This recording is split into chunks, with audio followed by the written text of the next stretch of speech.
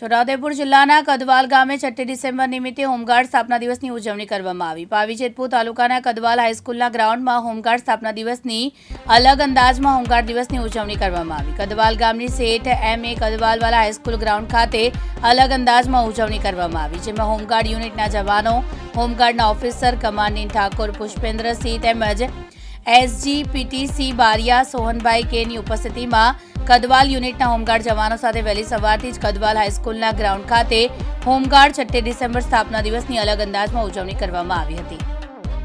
આજના 6 December home guard સ્થાપના દિન નિમિત્તે શેઠ શ્રી M.A. વાલા કદવાલ હાઈસ્કૂલમાં જે અમારું પરેડ ગ્રાઉન્ડ છે ત્યાં આગળ અમારા તમામ હોમગાર્ડ જવાનો હાજર છે।